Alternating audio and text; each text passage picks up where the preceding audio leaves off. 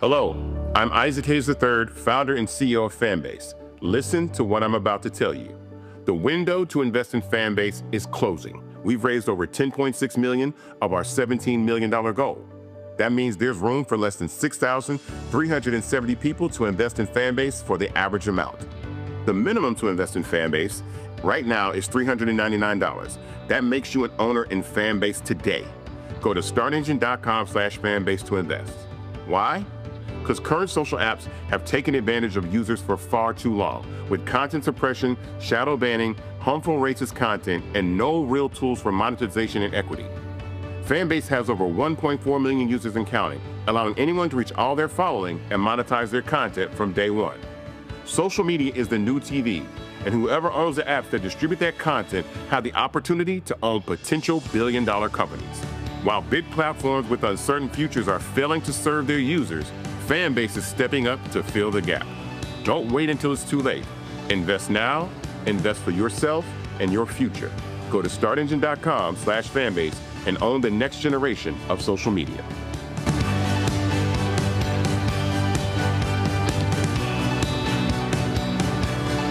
Folks, Black Star Network is here. Hold no punches! I'm real revolutionary right now. Black power. Support this man, Black Media. He makes sure that our stories are told.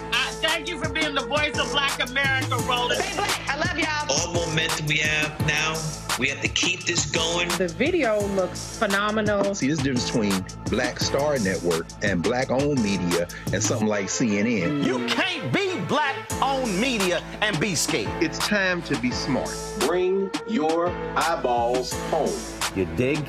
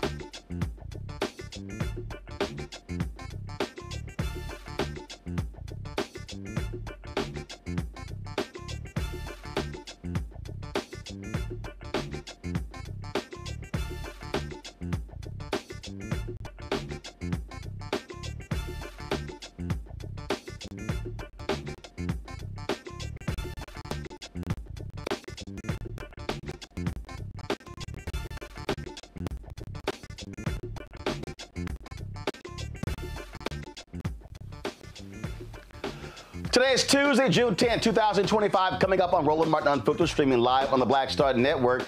It's going to cost $134 million to send the military to Los Angeles to deal with the unrest there. It shows you how literally stupid this idea is.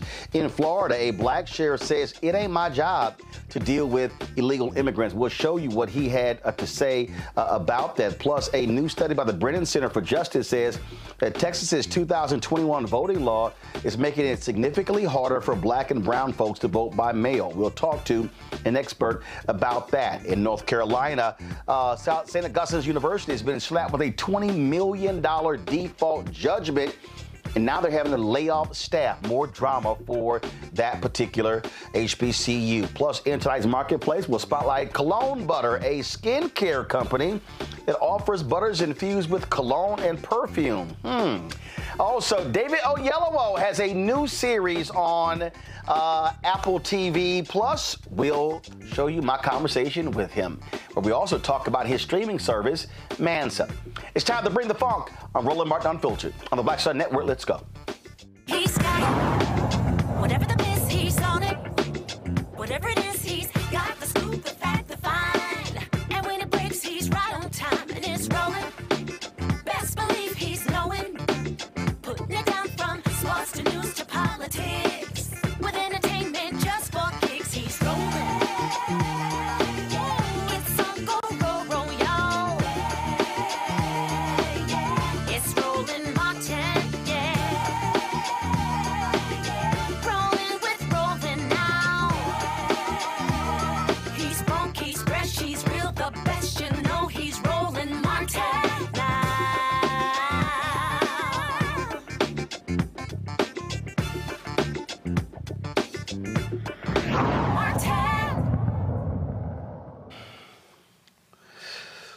Folks, Donald Trump's decision to send military to California is going to cost American taxpayers $134 million. It is grossly unnecessary. It's a waste of money, but he's also spending about $100 million on his stupid parade, military parade. That's really about celebrating his birthday. It is not about celebrating 250 years of the United States Army. Now, there's a battle that continues to heat up between Governor Gavin Newsom, Attorney General Rob Bonta, and that fool sitting at 1600 Pennsylvania Avenue. First and foremost, Trump lied. He claims that he called the governor of California, couldn't get him on the phone. Nope.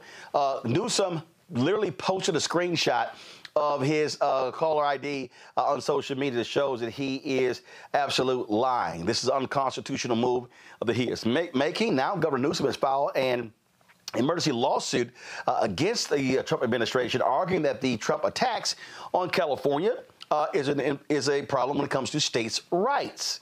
Yeah, that's real. So here is some discussion. Well, first of all, here is what this fool Pete Hegseth, of course, the Defense Secretary, told Congress today about this $134 million in troops now going to California. Mr. Secretary, I want to express my severe concern with the deployment of the National Guard in Los Angeles without consultation of the state of California. There have been photographs that have shown these troops sleeping on the floor and have not been provided fuel, food, or water by DOD. How long will this deployment last, and why were we unprepared to provide them basic necessities such as food and water? The commanders and troops on the field are very well prepared, sir. They responded incredibly rapidly to a deteriorating situation with equipment and capabilities. We have made sure from the top down, as a Secretary of Defense who's been in a unit holding riot shields outside the White House during the chaos of the summer of 2020. I know what it's like to be immediately deployed into a situation like that. There are moments where you make do as best you can temporarily, but we are ensuring they're housed, fed, water capabilities in real time from my office, because I care that much about the California Guard and the Marines and the men and women who are supporting our ICE agents on the ground. So you should check it's true every day, and that's a disingenuous attack that misrepresents how much we care about our troops and what they're doing to defend ICE agents. I'm not going to take the fact that we don't care about the troops. Nobody cares more about the troops at the top than this Secretary and the Chairman and our department. How long will the deployment last? We stated very publicly that it's 60 days. Because we want to ensure that those rioters, looters, and thugs on the other side assaulting our police officers know that we're not going anywhere. We're here to maintain the peace on behalf of law enforcement officers in Los Angeles, which Gavin Newsom won't do. What is the estimated cost of the deployment for the Guard and the Marines to L.A., and where's this funding coming from? Will it be coming from quality of life programs that affect our service members or our families? If you want to wait till I finish. Before I hand it to such as updates, housing and barracks. Before I hand it to Brennan, the insinuation that we're pulling money from housing and barracks in order to fund this is disingenuous and incorrect. I'm just asking. Brennan can give you the numbers. Absolutely. So the current estimated cost is $134 million, which is largely just TDY costs, travel, housing, food, et cetera. Oh, where's it coming from? That's the cost, but where's it coming from? Their O&M accounts. With the most recent deployment of the Marines, Mr. Secretary, what's the justification for using the military for civilian law enforcement purposes in L.A.? Why are you sending war fighters to cities to interact with civilians? Every American citizen deserves to live in a community that's safe, and ICE agents need to be able to do their job. They're being attacked for doing their job, which is deporting illegal criminals.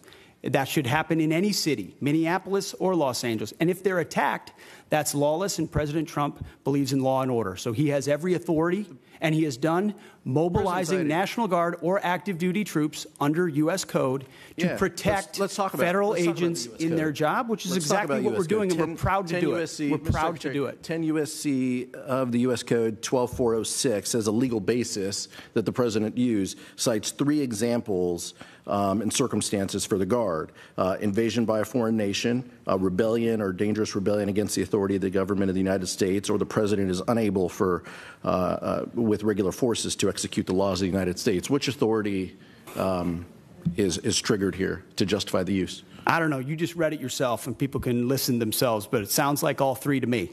If you've got millions of illegals and you don't know where they're coming from, they're waving flags from foreign countries and assaulting police officers and law enforcement officers, that's the problem. The laws of the United States?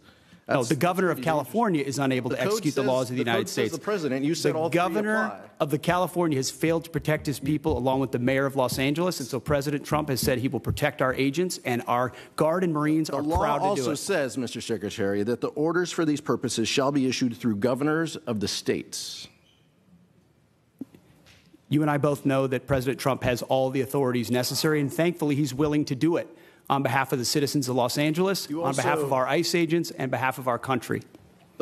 We've also pulled $1 billion for the border as well. So this just goes into the same, fund, 134. What did Congressman, what's the 134 million? I was asking Ms. McDonald. Okay. 134 million goes on top of the billion that's been pulled for the border. So the funding that was pulled for this year was largely in FSRM, and in this budget, we're actually looking to plus that funding back up to backfill that for our troops and for their families. Thank you. Thank you, Mr. Well, you see the sheer arrogance of this idiot Pete Hegseth. Now, to understand where we are, folks in Los Angeles say that the presence of the military plus these ICE agents is making it very difficult to quell the protests that are taking there. They also say, warning that the presence of a visible presence of federal troops is inflaming the tensions there in Los Angeles. Now, U.S. District Judge Charles Breyer will decide whether to halt the deployment of the troops in the coming days due to this particular lawsuit. So lots of drama going on. Let's go to our panel. Dr. Mustafa Santiago Ali, former senior advisor for environmental justice at the EPA, joins me out of D.C. Dr. Larry Walker, associate professor, University of Central Florida, out of Orlando. Tyler McMillan, social justice leader and movement strategist out of D.C. What you have here, obviously, is an administration that wants to provoke this, Mustafa. You see Trump lying about Governor Gavin Newsom, lying about him not returning his phone calls. And so that's what we got going on here. And then you saw Pete Hegseth. He also was lying there. The law is the law. It is very clear when in terms of the authority when you are to send troops to states, it's a request from the governor. We all know that. In fact, we played it yesterday, control room, get the clip ready. Donald Trump even said it himself before. But see, they don't care. They will just change stuff at a heartbeat and go, oh, we can do it. It doesn't matter. Yeah, I mean, we're very clear. The beauty of this show, the beauty of this network is, even a year before the election, we began to lay out for folks the things that you should be thinking about, that you should be concerned with, because, we had a blueprint from the first Trump administration, and we knew that they were going to, in a Trump 2.0, that they were going to turn it up. So now you see an individual who is trying as diligently as he possibly can to make sure that martial law is happening across our country, to be able to strip rights away from individuals. They have very little concern for the law when the law stops them from doing egregious types of actions. So we're seeing it continually playing out right here in front of us. And they will do anything that they can to fan the flames. And when they do that, then they try and justify bringing in individuals when we could be using that money to actually feed people or to house the unhoused. There are so many different things that we could be doing with that $134 million and the $100+ million for the parade that would actually benefit both our most vulnerable and people across our country. But they don't care, because what this is about is a television show, Larry. That's all this is. Donald Trump wants to present all of this like it's a big TV show. Yes, I have a show of force. And again, his actions are wrong. He knows it's illegal because he actually said it. Roll it. 4 years. I promised 4 years ago at the Republican convention, I'm going to restore law and order in this country. Except in Democrat-run cities. Look, we have laws. We have to go by the laws. We can't move in the National Guard. I can call insurrection, but there's no reason to ever do that, even in a Portland case. We can't call in the National Guard unless we're requested by a governor. Sounds pretty clear to me, Larry. Make its way into the lawsuit that's being filed by the governor. It's firsthand, hearing the president say himself that he can't do what he's doing right now. And I think one of the things, Roland, and people watching to understand, we've talked about this for the last several months about Project 2025, and undoubtedly some of the things that were going to happen as relates to ICE and using other agencies to identify individuals they want to remove from the United States. This is not about democracy, Roland. This is about power. And people have to understand that. And so the only way you can obviously deal with this is protest. And so the president, once again, has said himself that he shouldn't be able to simply send troops, use the National Guard in California without asking, make sure the governor is signed off on it. I think the other thing is interesting is from a historical perspective, Roland, is that we haven't really seen anything like this in terms of what the governor of a state is asking for and what the president provides since the 1960s as it relates to the civil rights movement. And we know that at that time, Black folks were fighting to be treated like like citizens. So decades later, we're back in the same issue again, but this time it's obviously doing those who are individuals who have come to this country, many of who are law-abiding and seeking for a better life. But once again, understand this is about power. This is not about democracy. The other challenge with this, Roman, is this will escalate, whether it's California or LA or another state or city. This will escalate into eventually one person or individuals will be harmed. This is going to be on TV. And then the question is, how do people in those communities and throughout the nation respond when they see violence like we've seen numerous times in escalation in terms of interactions with law enforcement throughout the last several years? What will be the response when someone gets hurt and is filmed on live television? They don't care, Tylik, and so you see what they're doing, and yes, they want this to be the case. They want to this battle. They want to have it, and again, it's a just show of force, and we're going to sit here and take control of this. I saw this clip. Stephen A. Smith was saying, that Donald Trump is winning on this. No, he's not, and so what you're seeing is the feelings. You're seeing these things brew, and I'm telling you. This is the moment where I believe fundamentally you've got to have people who recognize that they have to stand up. They must fight. They must do battle. They must recognize that these thugs are going to continue doing this. And if the American people do not fight back, then they are going to continue.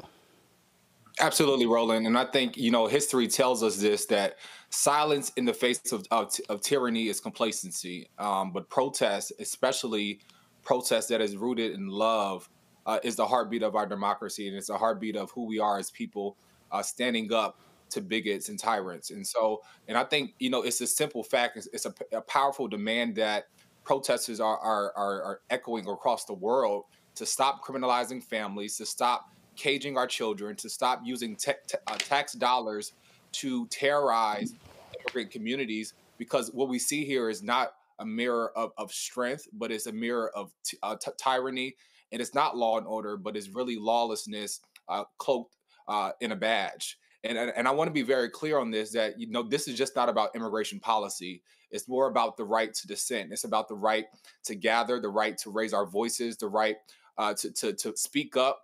And without being brutalized or terrorized or labeled a domestic terrorist, I believe the First Amendment was not written for us to be comfortable, but it was written for us to protect the very uncomfortable truths to the ones that are in power. And I think, as you said before, now is the time not to be dismayed or to be comfortable or complacent, but now is the time to speak up and stand 10 toes down on what we believe in, standing up to a bigot and tyranny.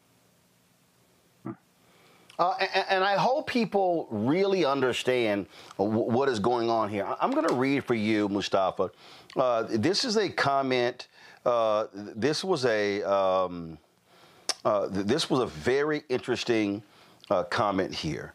So Christopher Rufo, who is the leader against CRT and woke and DI, all those different things. This is literally what he wrote on his Substack. And if you want to understand how demented these people are and really what their goal is. They still are mad. And I keep telling people, they still are angry and mad with what took place during the Black Lives Matter protests. This is what he wrote.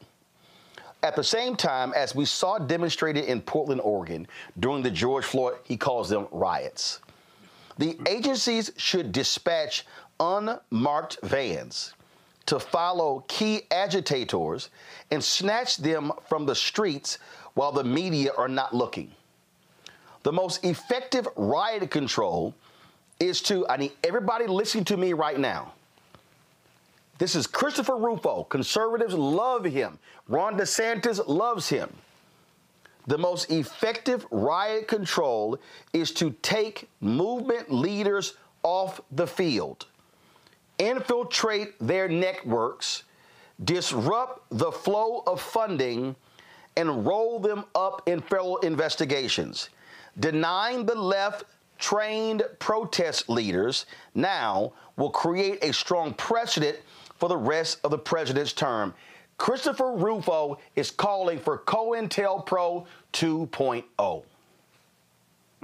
Well, you know, they took their lessons from J. Edgar Hoover and the things that they did in relationship to the civil rights movement and the AIM movement, the Chicano movement, all these movements. So, you know, now we're, 70 years past that, and they continue to understand that there is power in unity, that there is power also in us realizing that we don't have to have these types of egregious behaviors going on. Dr. King once said that a riot is the language of the unheard. And that's exactly what we see playing out. So they want to silence your voice. They want to make sure also that, they have the power to control voting, housing, transportation, all the things that are connected to resources. They want to make sure that they can strip those away. So if individuals can't speak out and talk about the disparate impacts that are happening, then they win. Now, that's why, and I've had these conversations with brothers and sisters over the last couple of days that we have to be very conscious, right? I hear people saying, well, we don't need to get involved. And I remembered of that poem that says first they came for the Jews, right? And that I did not speak out because I was not a Jew. And then they came for the communists and I didn't speak out because I wasn't a communist. And then they came for the trade unionists and I did not speak out because I was not a trade unionist. You can go all the way down all these types of things that we currently have going on in our country and place those in. I wasn't black, so I didn't say anything. I wasn't an LGBTQ member, so I didn't say anything. I wasn't X, Y, or Z. So we have to understand this game that is being played, right? And the game has been well thought out. They have learned lessons from the past, and they understand how to strip your rights away. And that's what they are trying to play out right here on your screen. They said that the revolution will not be televised. Well, we're seeing right before our eyes how mothers are being taken from their children, and how grandmothers are being caught up in this, and so many other folks. So yes, I understand that we have to take care of our community. I completely understand that. But we also have some responsibility to make sure that we're also living up to what Malcolm said. Malcolm once said, wrong is wrong no matter who does it or says it. So if we remember those words, we can also make sure that we are taking care of our community and strengthening and also understanding why strategic partnerships and alliances are so important when you're dealing with fascists who are trying to pit one against the other to be able to control. Those comments right there, Larry, by Christopher Rufo, this is what the right wants to do. They despise protesters. Now, they don't mind January 6th protesters. Donald Trump complains about, these folks are attacking cops, but he had no problem pardoning those white domestic terrorists who did what they did on January 6th. And so what they're all saying is, hey, if you beat up cops for me, I will free you from prison. The rest of you who choose to protest, I'm throwing you in jail. Yeah, Roland, this is a huge contradiction. We all on January 6th watched, not just here in the United States, but people throughout the world watched what happened in terms of individuals brutalize law enforcement, break into the U.S. Capitol, trash it, hundreds of thousands of dollars, millions of dollars in terms of property. And we don't even want to talk about all the things that happened in Congressman Pelosi's office, et cetera. So we watched that. that international embarrassment. And here we are a few years later. You're right. Many of those insurrectionists have been pardoned, and we're now saying that people who are mostly peaceful protesting is inconsistent with democratic values.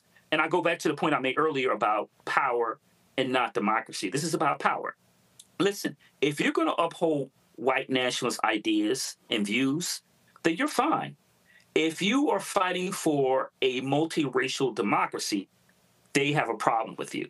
And Roland, you highlight some very important, and we continue to go back to Project 2025. That first administration was a dry run. They have now fine-tuned every step they need to take to make sure they undermine democracy. That's why we see more and more, conversations about individuals being grabbed in jurisdictions throughout the United States. Never hear from them again. People don't know where their family members are. This will continue to escalate until they continue, and they'll continue to grab people off the streets, black box them. You won't ever hear from individuals again. And once again, you'll find out though in El Salvador, they try to send some people to South Sudan and various other parts of the world. That is not democracy. We don't have due process. We also have to remember you have to abide by the U.S. Constitution, and individuals have the right to protest. So if we don't continue to keep our eyes on the prize, once again, we will find more and more of our individuals that we care about, those who are protesting to fight to make sure we maintain our democracy. Those individuals, once again, will be grabbed up and dropped into a black box. Well, we see exactly what's going on here. And I'm going to tell you point blank, Tyler, people need to understand they want to do this all across the country. Folks should gird themselves for more of this. Yeah, absolutely. This is a moment that I think we must decide whether we stand on the sidelines and let freedom be redefined by fear. I think, from the Garvey movement to the Haitian Revolution to Angela Davis and, as you mentioned, Black Lives Matter and Dream Defenders, our freedoms have always understood that liberation is the goal. And even as I'm seeing these ICE raids, I'm thinking, they mirror slave-catching patrols, storming homes and separating families. And detention centers are looking like modern-day plantations. And we're seeing, mass deportations that's happening. And I think it's just a reflective that history repeats itself. And we must really decide which side of history we stand on. And I always say, all the time, people always say, well, in the 60s, I would have did this. But now history is at our doorstep, and we must decide which side of history we will stand on and what would the history books say about us in this moment in time. Folks, hold tight 1 second. We come back. A black sheriff in Florida has made it clear where he stands, and we'll tell you exactly what he had to say next, right here on Roland Martin Unfiltered on the Black Star Network. On the next Get Wealthy with me, Deborah Owens, have you ever had $1 million idea and wondered how to bring it to life? Well, it's all about turning problems into opportunities. On our next Get Wealthy, you'll learn of a woman who identified the overload bag syndrome, and now she's taking that money to the bank through global sales in major department stores. And I was just struggling with 2 or 3 bags on the train. And I looked around on the train and I said, you know what? There are a lot of women that are carrying two or 3 bags. That's right here on Get Wealthy, only on Black Star Network. This is Essence Atkins. It's the Love King of R&B, Raheem Devon. It's me, Sherry Shepherd, and you know what you're watching. You're watching Roland Martin Unfiltered.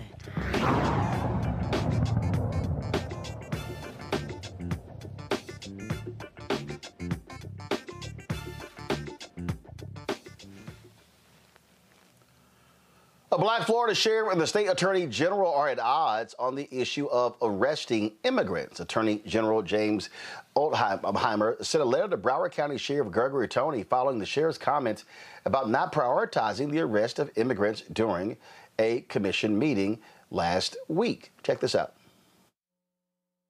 Some of the things that other sheriffs in this state has participated in and increasing availability of manpower to execute some of these responsibilities that fall under immigrations, we are not. There has been a submittal of requests. The governor wanted to see all sheriffs participate in this one program, 287G, which was related to the inmate processing components, and we've always been in compliance with that.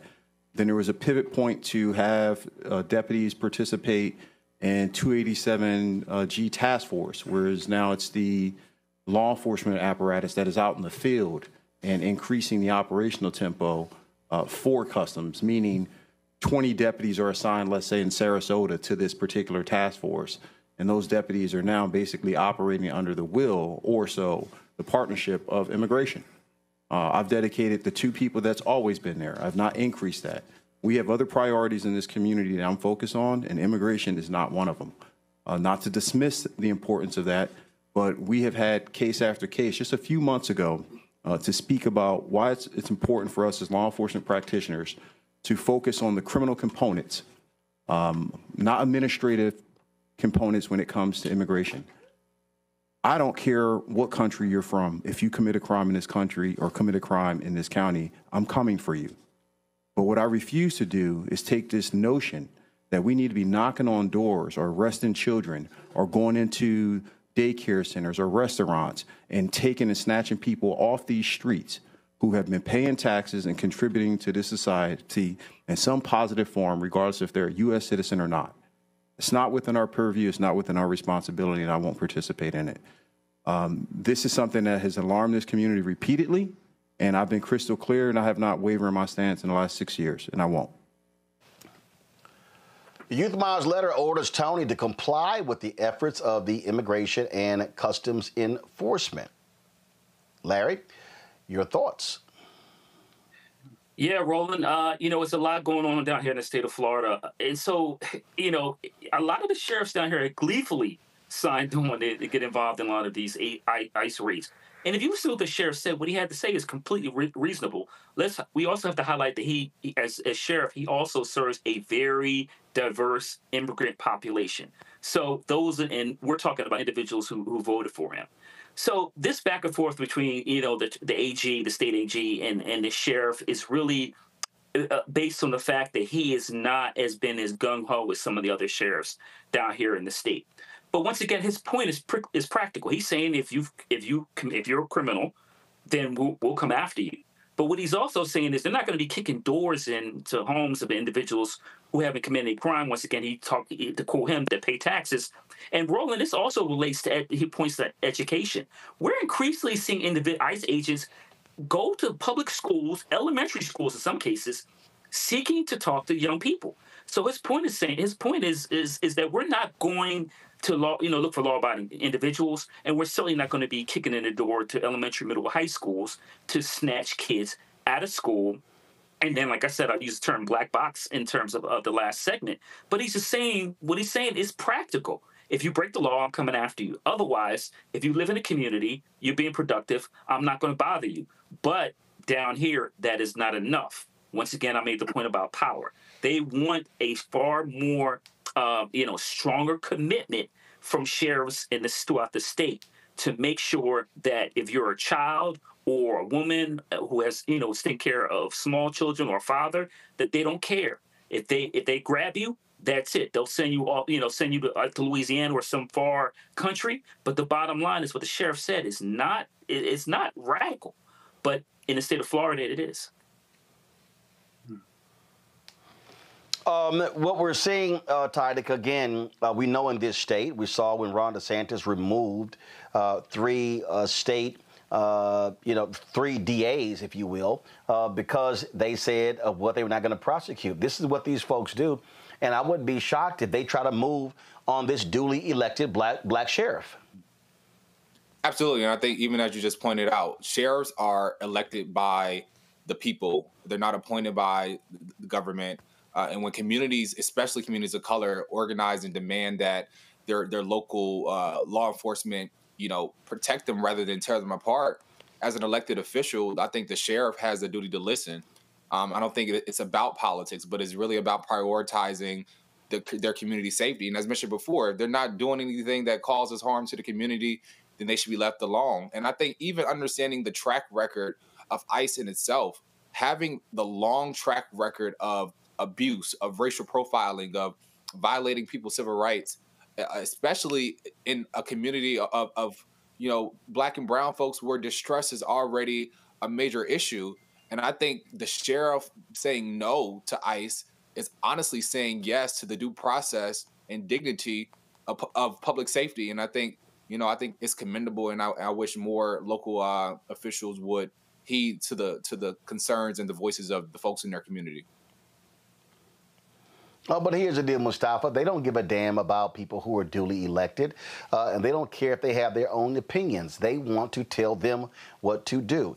That's what Ron DeSantis does. That's what his attorney general is doing. So they don't care that this sheriff has made his own decision as to how he is going to run his office, which is what he was elected to do.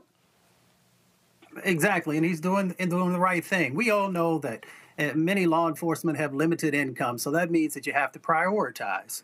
So then you should take a look and ask the question, where is the crime happening, so that we can deploy the needed individuals to be able to address that.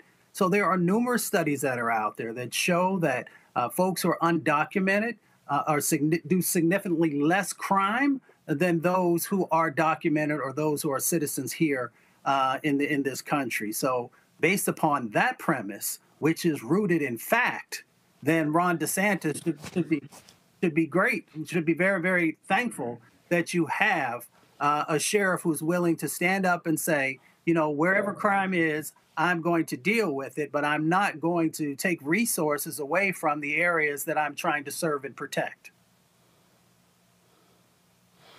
Indeed, indeed. All right, folks, let's talk about the craziness out of D.C. Anti-vaccine advocate, Health Secretary Robert F. Kennedy Jr. has fired all 17 members of the Federal Advisory Committee that guides the Centers for Disease Control and Prevention on immunization practices. Kennedy justified the move by accusing the committee of being, quote, plagued with persistent conflicts of interest, unquote, and claimed it had become little more than a rubber stamp for any vaccine. The panel, known as the CDC's Advisory Committee on Immunization Practices, is responsible for reviewing, evaluating, and making public recommendations on vaccination protocols.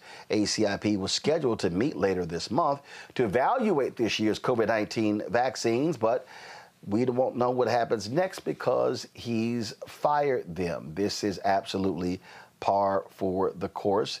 They don't care about experts. Kennedy thinks he is one. He absolutely is not one. He is not a doctor. He is not a scientist. He's a conspiracy theorist, Tyler.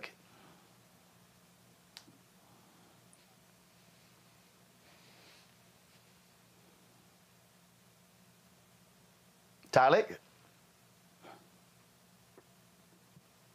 Yeah, absolutely. I think, it's just, the fact that he fired these independent vaccine advisors, that I don't think that's public health. It's dangerous, and it's a form of authoritarianism.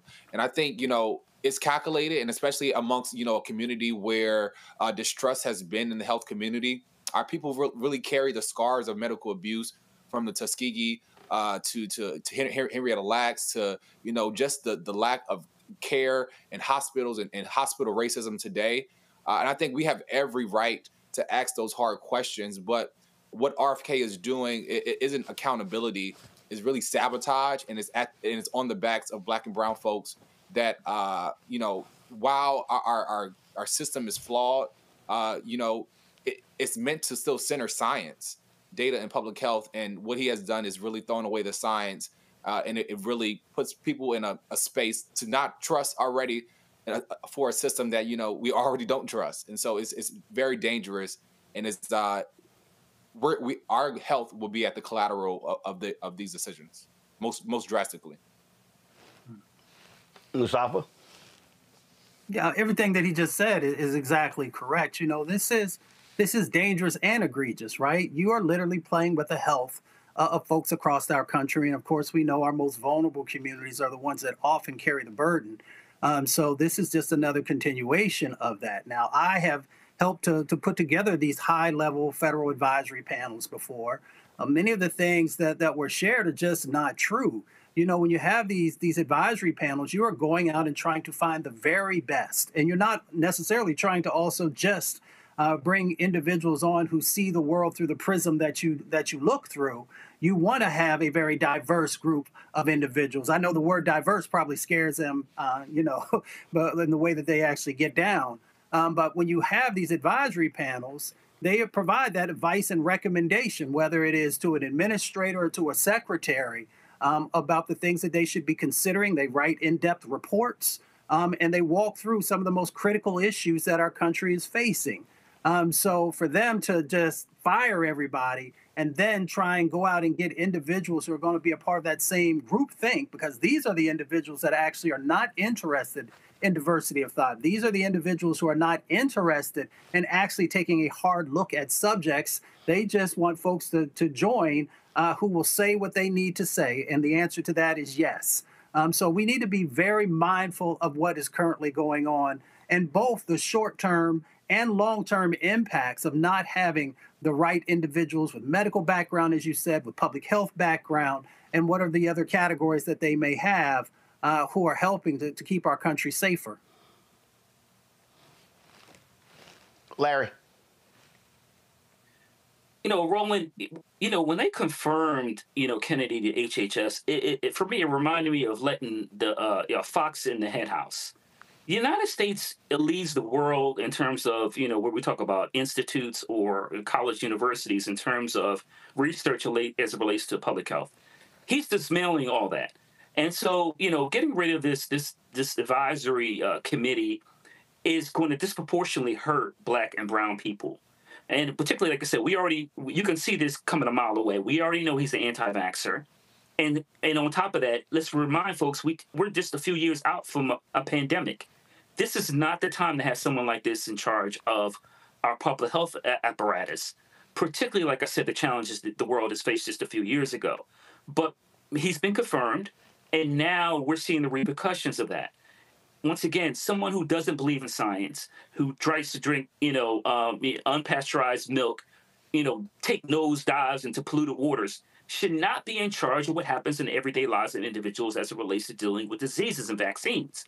And what I worry about, Roland, is, and like I said, in terms of the world we live in today, it is very easily, we've saw these measles outbreaks we've had in Texas and other places over the last couple of months.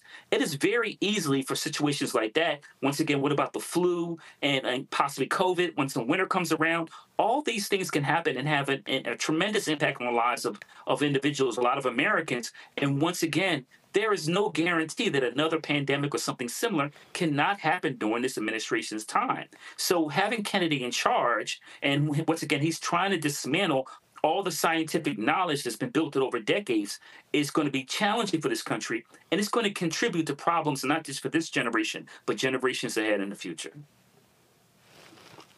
All right, folks, hold tight 1 second. They got to go to break. We come back more on the show. We'll talk about the drama, the troubles at St. Augustine's University.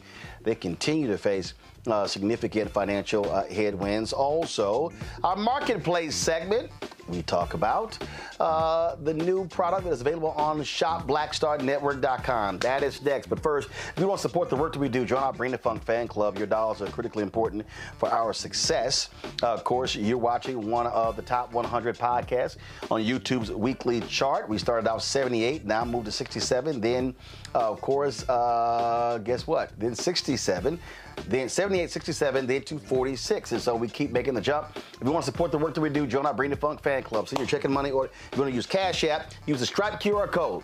Stripe QR code for Cash App, also for credit cards. If you want to send your checking money order, P.O. Box 57196, Washington, D.C., 20037-0196. Now, be sure to make it out to Roland Martin Unfiltered. Roland Martin Unfiltered.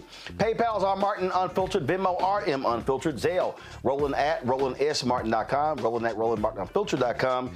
We'll be right back.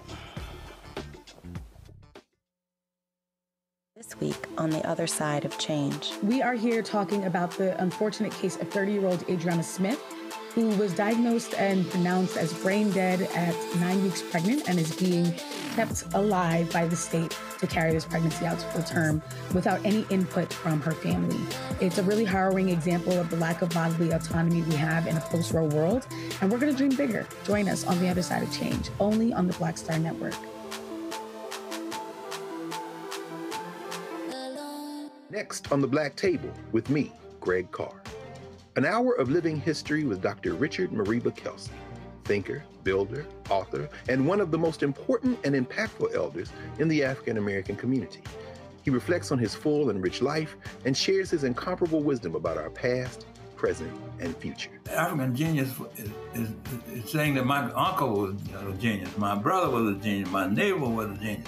I think we ought to drill that in ourselves and move ahead rather than believing that I got it. That's next on The Black Table, here on the Black Star Network. Hey, it's John Murray, the executive producer of the new Sherry Shepherd Talk Show. This is your boy, Earthquake. And you're tuned in to Roland Martin, Unfiltered.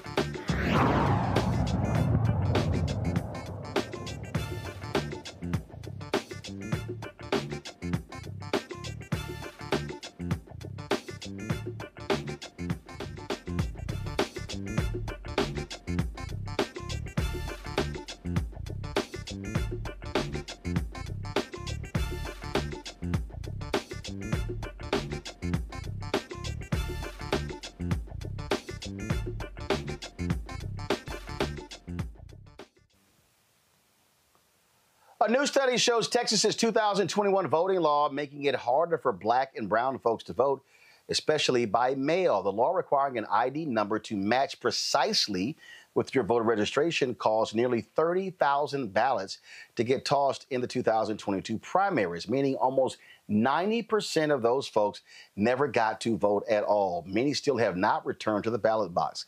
Kevin Moore is Senior Research Fellow at the Brennan Center's Democracy Program.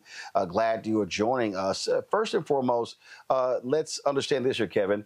The Trump folk pulled out of the lawsuit in Texas over redistricting, saying that they basically said we didn't care that it was negatively impacting black and brown people. This is no shock here. This is the kind of stuff that Texas Republicans have been doing because Texas is a state that is 61% minority, yet 61% of the people that vote in Texas are white. Yeah, no, you're exactly right. We've seen, especially over the last 10, 12 years since the Supreme Court struck down a major part of the Voting Rights Act that used to keep some of the behavior in Texas in check.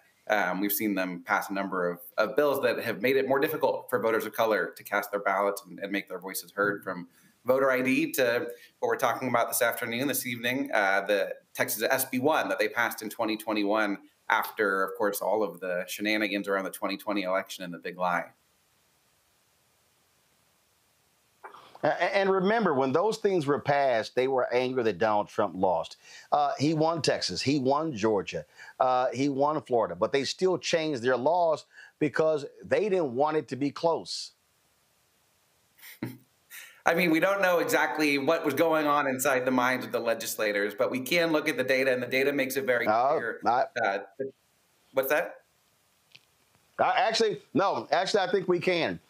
Again, we saw it. They kept talking about voter fraud, voter fraud, voter fraud. The Brennan Center has studied this. Numerous others. Voter fraud is virtually non-existent. And so it made no sense at all that these red states were changing their laws, but they actually fell for the okie doke, advancing Donald Trump's lies. The election was rigged. And so therefore, they went about changing these laws to actually make it harder for votes, because Republicans have even said if they actually can contract the vote, they stand a better chance at winning. They don't want everybody voting. Republicans have literally said that. No, I think, there is definitely an anti-democratic movement happening in the United States. After the 2020 election, we saw the biggest wave of restrictive voting legislation since we've seen probably since the end of Jim Crow. I'm sorry, since the end of Reconstruction in the 1800s. So there is something going on, and we absolutely know. We know the effects of these laws is that they make it more difficult for voters of color to make their voices heard. You were talking about the maps in Texas. Some of these maps have made it more difficult for the votes that are cast to be translated into political power, because they've been racially gerrymandered and kind of locked out of political power in some places. And a number of these have been struck down by the courts. And you're exactly right. Watching the Department of Justice walk away from some of these cases that were being brought over the last few years, it's extraordinarily troubling.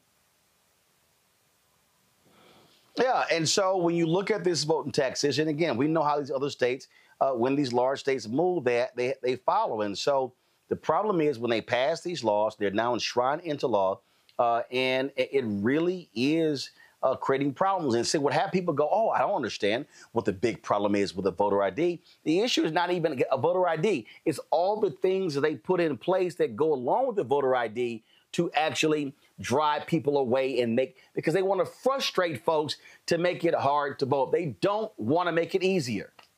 That's exactly right. We always say it's kind of like a death by 1,000 cuts, right? Because you can show up and you can have your ballot thrown out, was the case in Texas' SB1 in one election. And what we find is that people don't come right back to the ballot box. They don't even necessarily try to vote. Some of them are going to walk away from the democratic process because they're going to say, I tried before. It didn't work very well. Why am I going to waste my time doing it again? So it's kind of understanding the life cycle of these restrictive voting policies and how they can shape behavior for years and years, even after maybe some voters have figured out how to make sure that their application to vote by mail or their mail ballot isn't going to get rejected. You're exactly right about that. Questions from the panel. Mustafa, you first. Yeah, well, thank you for being here. So we know that these types of things are currently going on, right? We have the erosion of our voting rights. As somebody who works in this space, what would you share with us to get people to be able to better protect their voting rights? Yeah, I mean, I think it's really important to be supporting community organizations that are doing a lot of this work, that are teaching Americans and particularly voters of color what they need when they show up at the polling place. We know all around the country, local groups, churches, and local get out the vote organizations are doing this, but they need the resources to be able to do it well. But we also need the federal government to act. We need to make sure that the Department of Justice is not walking away. And we need to make sure that everyone knows that we're watching them and that we're aware of what they're trying to do. Over the longer time horizon, we need to get the Voting Rights Act back to its full power. I mentioned this before, but in 2013, in a Supreme Court case called Shelby County versus Holder, the Supreme Court got rid of one of the most powerful parts of the Voting Rights Act. And we've been without it for the last 12 years. And we know that this part of the Voting Rights Act, it might have actually stopped the Texas bill that we're talking about tonight from going into effect because the Department of Justice itself thinks that, or thought under the old administration, we should say, that this was discriminatory and violated Section 2, the part of the Voting Rights Act that still remains. So I think it has to be both local, right? We have to be supporting local groups, but we have to recognize that we need federal power here as well to make sure that states are not going to discriminate. Larry. Yeah, thank you for your work. I was going to ask you about Shelby County versus Holder. It's kind of where things have kind of took a right turn, literally, so to speak. But I guess my other question is in terms of historically, Black churches have played a very important role in terms of getting people registered to vote. Where I'm at in Florida, there's certainly been a lot of steps to make it more difficult for nonprofit organizations to GOTV. And I'm wondering, how do you see things playing out over the next couple of years as we continue to see this on voting rights? Yeah, we're watching. There are a couple of Supreme Court cases that are going to come out later this summer about redistricting and racial gerrymandering. I will admit it is a little bit difficult to be optimistic about things right now, but I do, we're seeing some states pass state Voting Rights Act, Virginia, New York, Connecticut. We've seen some states say, the federal government's not going to introduce pre-clearance and make sure that laws are not going to be discriminatory before they go into effect, that we're going to take it into our own hands. So we are seeing some action on that front, which is encouraging. Some of the states that are maybe the worst actors are not necessarily going to be policing their own behavior. But I think, what comes out of the court's decisions this summer around redistricting are going to be important. Alabama passed a congressional map last year that the federal court called discriminatory against Black voters, and they just appealed it to the Supreme Court last week. So we'll see if that moves forward. But there's a lot of question marks right now, definitely. Tyler. Yes, thank you again for your work as well. I think we want to call it what it is. Texas is not restricting votes to protect democracy. They're doing it to protect power. And I think the latest findings prove what we already know to be true, that this is a modern day literacy test. And, and coming from someone that's like for young people, especially first-time voters and students, with those who without driver's license, this is targeted and strategic. What does your research show the drastic impact that this will have on first-time and young voters? Yeah, so the paper that we published last week, Texas has never been easy to vote by mail. So for the most part in Texas, you got to be 65 or older to cast a mail ballot. They didn't change that during COVID. They haven't changed that in a long time. So this study was actually more focused on older voters. And these are voters that have voted time after time after time. 85% of them voted in the 2016 and 18 and 2020 election. And these people had these big turnout effects and they had their ballots rejected, right? So we know that if these people with a super strong habit of voting, if these people that have been doing this for a long time, if they're having their ballots rejected, their ballots thrown out, then that's a big problem, because then these effects are likely to be other parts of the law that we didn't study in this particular study. If they're having these effects on habituated voters, they're going to be having big effects on other voters as well. So this is kind of, we think, maybe the tip of the iceberg, so to speak, in terms of how this whole regime of restrictive voting laws, both in Texas and elsewhere, are shaping political behavior for years. And we know, I should add, we know that for younger voters, for whom there isn't that habit of voting, it's more likely that they're going to drop out and not come back. So, yeah. All right, Kevin, we surely appreciate it. Thanks a bunch. Keep up the good work. Great. Thanks so much for having me on. Thank you. Folks, let's now talk about the drama taking place at St. Augustine's University.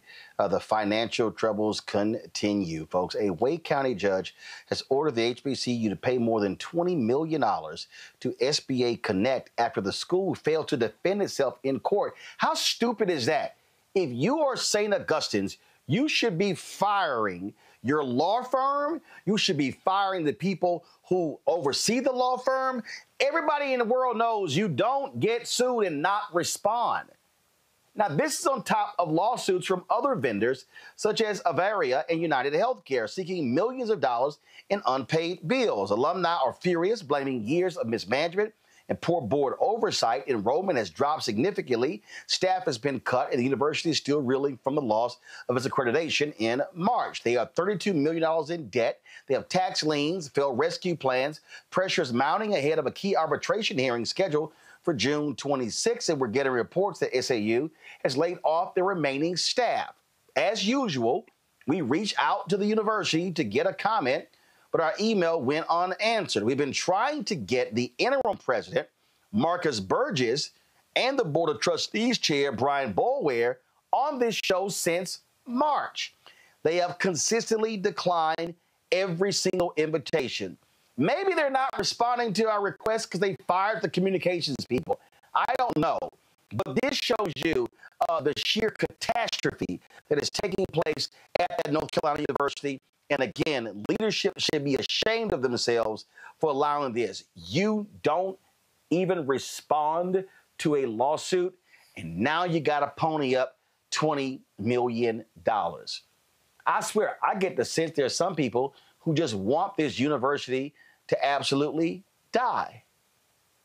I wonder if that's the plan. Board chair and others. I mean, it's just nonsensical what is happening. It's just really ridiculous, and it's a shame.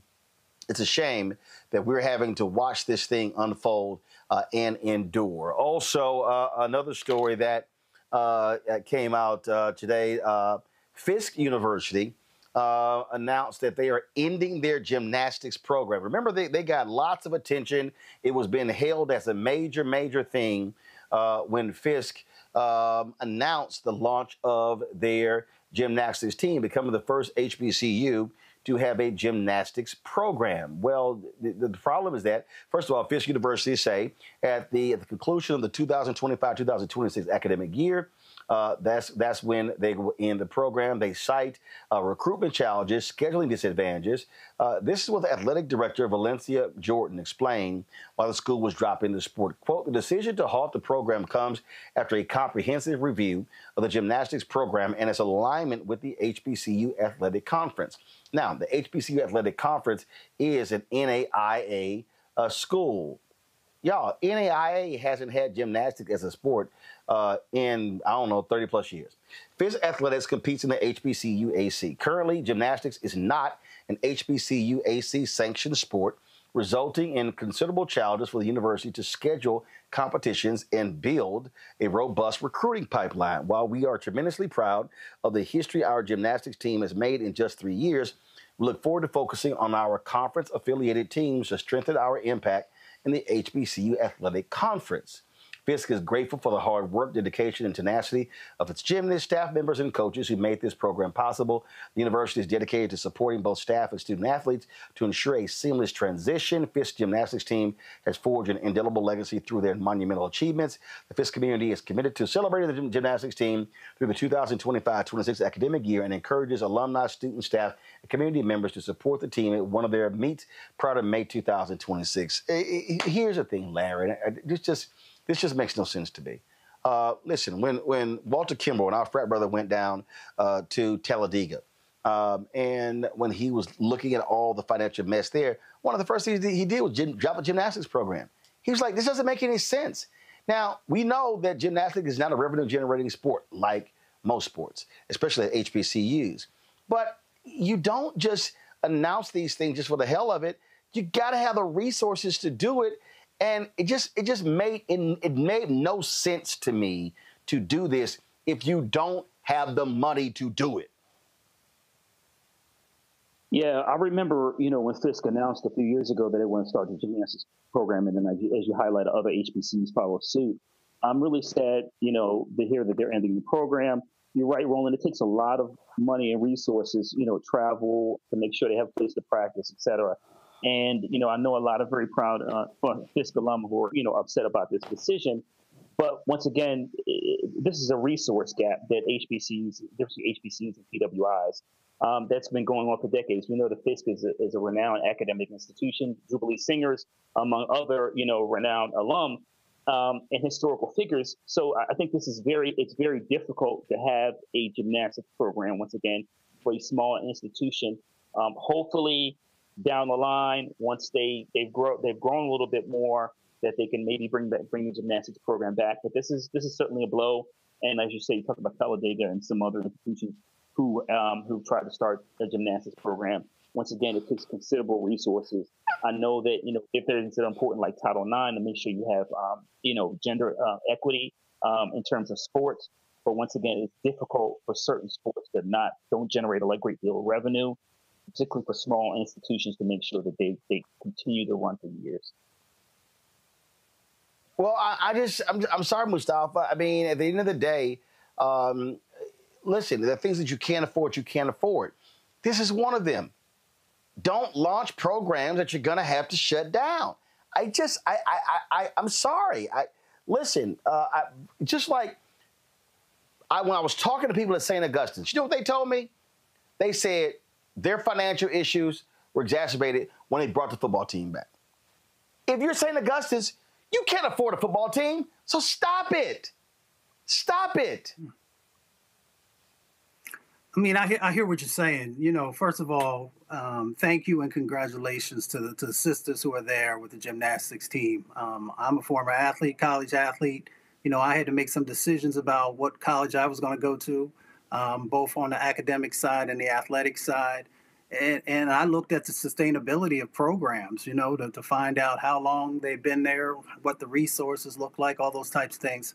But it's really about, the folks who are making the decisions, whether from the president to the athletic director to all these individuals, about, are you serious about whatever program that you are starting, or the ones that you are thinking about phasing out, and what does that look like? So for me, Roland, I think the most important part is if you are going to create a program, you should have, a strategic plan over the next 5 to 10 years about how you're going to fund it, how are you going to attract the right athletes, how is it going to grow. And if you can't do that, then you probably shouldn't be entering into that space because you, as an administrator, have not done the work. And you're bringing in athletes and then their lives become disrupted because of decisions that other people have made. Yep, Tyler, that's just my whole deal. If you ain't got it, don't do it. And there's nothing wrong with that, because it's worse, I think, when you start something and now you got to shut it down and all these hopes. I mean, you didn't even complete, frankly, one class. And I just think it's so unfortunate. And again, when I was talking to Walter Kimbrough, there was a young woman who was a gymnast at Talladega. They simply could not afford it. She transferred to a major school. He said how great she was doing. And it is what it is. Sometimes you can't do everything. That's true, Roland. But I will also say, HBCUs have a long history of doing less, with just a little. For generations, and I think when we think about but you can't. No, but you can't. I mean, hold on. I know why we say that, but we've got to actually stop that. It's some shit you can't afford. I'm sorry. There's a difference between doing less with more and having nothing. I get that, but when you have a gymnastic program that nobody else in your conference has a program. So that means that you are traveling much further places. You're having to go to meets. Now your travel budget is high. Listen, we had the guy on the show who's trying to start an ice hockey team at Tennessee State, the first program. Dude said, these are facts. He said, if they're going to have to raise $5 million. Bruh, do you know what the total Tennessee State athletic budget is? Again, he said they got to raise $5 million in order to have an ice hockey team. It's $15 million for all of Tennessee State's sports programs. All. So I'm like, you're going to have an ice hockey team. You got to raise $5 million.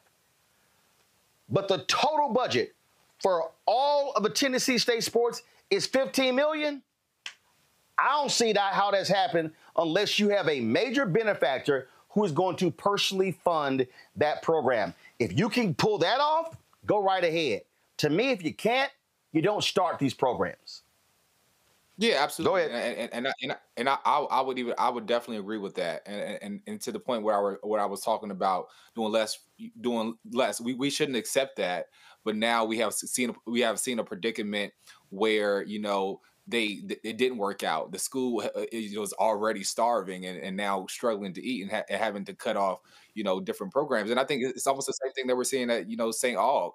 It was already in a predicament, and now we're stuck in a struggle. This is a movie that we have seen before, but I think it goes back to the overall, arching. As a proud graduate of North Carolina A&T myself, it's a broader conversation about how our HBCUs are continue to fall in certain situations, and it's for us to build that political infrastructure that funds our schools. Yep.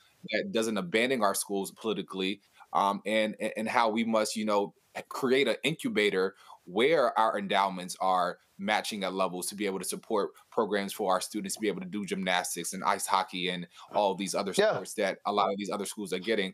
But we just have to put ourselves in position politically, financially, to do it.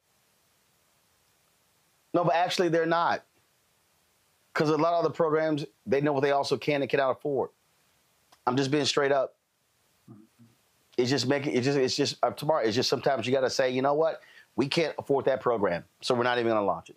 Folks, hold tight 1 second. We come back. Time for our Shop Black Star Network Marketplace segment. You're watching Roland Martin Unfiltered on the Black Star Network. This week on The Other Side of Change. We are here talking about the unfortunate case of 30-year-old Adriana Smith, who was diagnosed and pronounced as brain dead at 9 weeks pregnant and is being kept alive by the state to carry this pregnancy out to full term without any input from her family. It's a really harrowing example of the lack of bodily autonomy we have in a post-Roe world, and we're going to dream bigger. Join us on The Other Side of Change, only on the Black Star Network.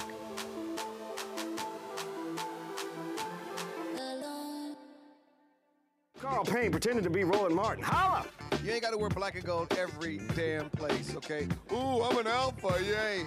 All right, you're 58 years old. It's over. And you are now watching Roland Martin Unfiltered. Uncut, unplugged, and undamn believable.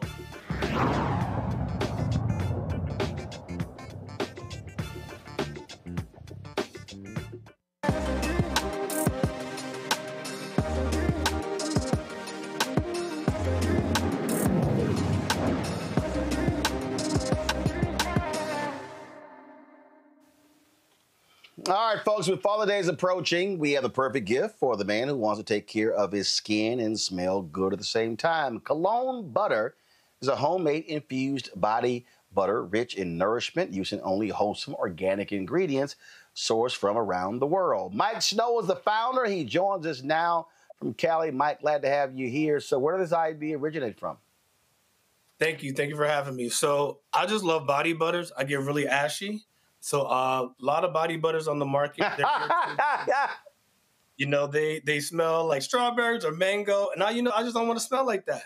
So I started mixing in my colognes into just no scented body butters. And I like really peculiar, interesting, unique scents. And people always ask me, what am I wearing? So I said, let me come up with my own formulas, mix it in some body butters, and put it on the market to see if it sells. And I take it it's been selling. Yeah, so it's been about 1.5 years, and I went to Essence last year. That was like my first event for the brand, and also my first time at Essence. And I sold out pretty much the first day. And I said, I think I'm on to something. So after that, I hired a marketing firm, and everything's been going good so far. Well, I think one of the things that jumps out at me, I mean, first of all, you're right. I mean, when you're shopping mango, kiwi, it's like, y'all got anything else different? So do you use existing colognes? Huh? No. So I work with a chemist. So I tell him exactly what I want. I want cedarwood. I want ouds. I want Bulgarian rose. And then he sends me all of these samples, and then we tweak it. And then that's how I come up with my own particular scents. Gotcha. So when you're rolling these things out, did you run it by some other some frat brothers, homeboys, brothers, church members, and you were like, yo, can y'all check out my body butter products? And what was their response? Would they say, sure, Mike, we good, or bro, what's wrong with you? For sure. So my first customers, my first testers were my friends, immediate friends here in LA. And every kind of launch I do, I send it to my family. I send it to my mom and my dad. And I'm like, can you guys throw a little party, ask the cousins, ask the uncles, and get everyone's opinion? And then, I might send about 20 different samples. And then from that 20, we might roll out with like 5 or 6. I never have a real specific number of how many I want to send out. Like, I have to send out 10. It's basically just like, okay, if it's 3, then we do the 3. If it's 7, we do 7, and we just kind of go from there. Gotcha. All right, let's go questions from my panel. Let's see. Between Mustafa, Larry, and Tylik, who probably is a body butter dude. Let's see here. I think Mustafa, you may win out on this one. Okay, well, we'll unpack that at another time. But, first of all, congratulations on the success of the business so far. I love to see Black businesses thrive. Thank you. I'm curious, what's your projections look like as you're moving forward over the next 3 years? Where do you hope to be, and how do you plan to get there? Sure. So I've gone back and forth, just staying e-commerce and going into stores. So the first, I would say 5 years, I do want to kind of stay just on e-commerce, really get a good foundation with the brand before I start looking at retailers. I just want to have a really strong foundation. And then from there, I will like to have the conversations with some big box stores because I want to grow organically. If you grow too fast, sometimes it's not a good thing. Thank you. Tylik, you use these too. Supporting. Yeah, look, I definitely will be supporting. Look, the body butter is what keeps it skin looking good. But my question would be for you. what advice would you give for other young Black entrepreneurs also trying to break into the industry, into different spaces with their ideas? For sure. My motto is, you never know until you try. And, this was just a thought I had. And, just friends and family just encouraged me to okay, give it a shot. And, you really never know until you try. And, my motto also is that, launch and perfect it later. And when I first launched the brand, I didn't really like the label too much. The lid, wasn't right. And, I said, I'm going to launch it. And then, the public will tell you, their opinions, I don't like this or I like that. And you don't change every single thing about it just because people have opinions. But, if you hear from, a consensus of people, perhaps it's something that you should change. And, no product is perfect. And, every product can use improvement. So I say just launch it. Go out there and launch it. You never know until you try. Larry. First, congratulations on the success. I guess the other question is, here you are, you're on the show, you have this product, obviously you're doing well. Can you talk for people who are watching who maybe want to be entrepreneurs? Can you just talk about maybe some of your background that kind of led you to where you are today? A lot of times we see people and you've established a business and you're doing well, but talk a little bit more about your journey to where you are today, how you got to where you are today. Sure. So I graduated from Howard University, majored in finance, and my beginning of my career, I did investment banking at J.P. Morgan, and then when I came out to the West Coast, I wanted to get more entertainment finance. So I worked at the talent agency CAA. From there, I went to Paramount Global for BET and VH1 Networks, and so I have a finance background. I don't have, I'm not a chemist or anything like that. I basically just had an idea, and I'm really good at, taking an idea and come up with a game plan and just kind of just putting it together and launching it. So from there, I just decided to, come up with the brand. All right, then, Mike Snow, we appreciate it, folks. Go to shopblackstarnetwork.com, shopblackstarnetwork.com to check out Mike's products. And so check out his cologne butter. It's all there. Again, shopblackstarnetwork.com. Mike, thanks a lot. Thank you. Thank you for having me. All right, then. Let me thank my panel, Mustafa, Larry, and Tyler. I certainly appreciate, gentlemen, all of you joining the show today. Appreciate it, folks. We go to break, we come back. David Oyelowo has a new series on Apple TV Plus, and so you can check out. He also, of course, is a co-founder of Mansa, a streaming service, and so we'll talk about government cheese, we'll talk about Mansa, all those things when we come back right here, Roland Martin Unfiltered on the Black Star Network.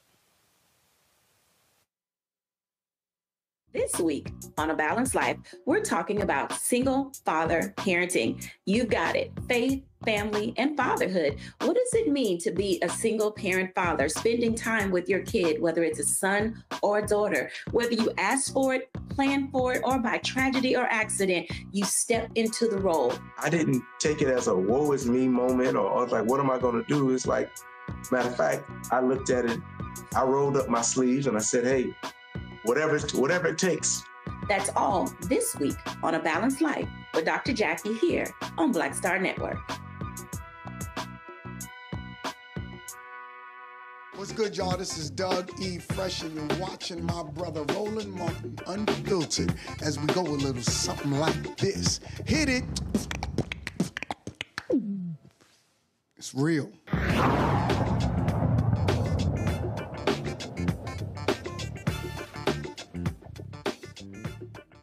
David, glad to see you. Hope all is well in your world.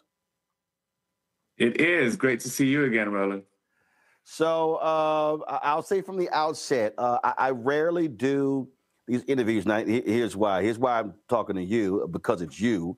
What happens is, all of these streaming services and movie companies, they are very good at reaching out to us to do interviews, but they rarely ever spend any money with Black-owned media.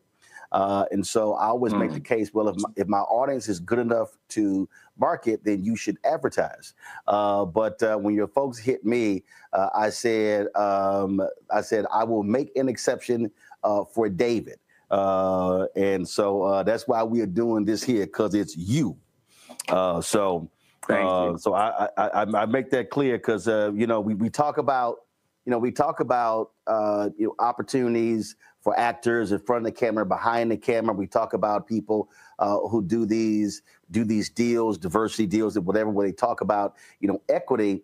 But I also make it clear that it's also equity when it comes to Black-owned media, and we're all in this fight together. That is correct. And as you know, that is a fight that we are trying to fight in a very tangible, meaningful way with our streaming platform, Mansa. Myself and Nate Parker obviously co-founded that platform. So everything you're saying resonates with me acutely. The other side of the story, though, is that so often, if we will use the phrase mainstream media, when it comes to our shows that feature us prominently, also there is a tendency not to focus on outlets that speak to our communities directly, because there's just an oversight. There is it's I guess, if it's not for them, then they don't think of it as something that is for others as well. So it's two sides of the coin. We need you, Roland, to get to our people. Yeah, and the reality is, but they don't mind those black eyeballs watching these shows. Before I talk about government cheese, you mentioned Mansa, and know it very well. Talk to Nate all the time. How is that going? How has it been building that, and what is it looking like? It's going well. At the moment, as a Black-owned streaming platform, as a Black-owned media company, as a Black-owned anything, to be perfectly frank, at the moment, to still be here is a victory in and of itself, considering all the performative promises that were made to support what we're trying to build that have all not surprisingly evaporated. And as we can see that with what's happening culturally, politically, educationally, us being able to disseminate information to our communities is something that other political factions deem intimidating, dangerous, fear-inducing, and so there's real energy around cutting those cords and disenfranchising us further, in my opinion. So the fact that we are here, the fact that we are building, the fact that we are evolving, the fact that we are growing is a testament to our tenacity and the engagement of our audience. Oh, absolutely. And when you talk about creating a space of opportunity, and we also understand Black consumers are hugely important. Tubi has blown up because they targeted Black content creators because they wanted that Black audience. You can go all the way back when Fox was created. They built that on In Living Color, rock, Black shows like that. We could talk about the CW. So because African Americans watch TV more than anybody else. But what then happens when these networks blow up, then all of a sudden Black people disappear. And so the importance of what Mansa is doing, no different than what I'm doing with my Black Star Network, is creating the space to say, no, when we are the deciders of what gets greenlit, that's the whole key there. I don't have to go ask somebody permission. Can I please do this show? I own it, so I can just have to do it myself. And that's where the power lies. I think there's energy and intention around it being very difficult for us to own the pipes through which we communicate, not just with our own communities, but globally speaking. And so, yes, what you have, what we're building is key. And we need an ecosystem of this, not only in terms of media communication, but in terms of the building of generational wealth, the building of circumstances whereby our children have a mindset whereby they do not even have to think about the notion of creating something and then constantly having that thing go through a filter of a demographic that doesn't represent them, their values, or their priorities. And, you know, it's not to say anything against white media, mainstream media. They are doing what we would do if we had the resources and the power. What we are doing, we are exercising our own bias towards our own communities, espousing the things that are meaningful to us. Where the disparity comes in is where there is a complete imbalance when it comes to who is getting to do that, how and when, and with what level of resources. So, you know, to create a genuine ecosystem of equality whereby several different voices and strata within society are getting to espouse their biases, their values, what is priorities to them, I think is what a healthy country and community looks like. You know, it was very interesting. When Selma came out, there were people critical of you playing Dr. King. And I watched the documentary that your wife did in the making of that. And I was already familiar with the backstory. I was there in Santa Barbara when Oprah had the big screening. I was there in New York with her and Ava and all of you. And the thing that it really ticked me off when people were saying all of that. The reality is this here. Numerous people had tried to make that movie. There were some other directors who were Black who said, I can't make this movie for the budget you're putting out there. And the reality is Selma does not get made without you.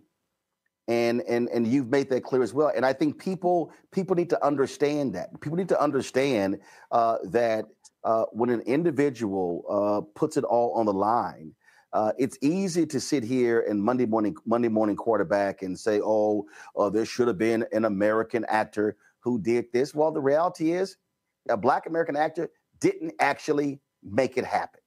And I think people need to understand that reality. That's how Selma got made, because of, frankly, what you did in terms of just pushing and prodding and frankly, hitting folks over the side of the head.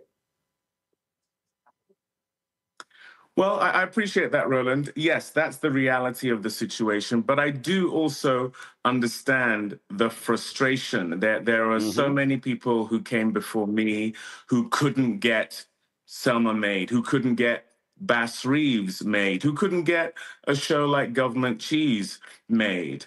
There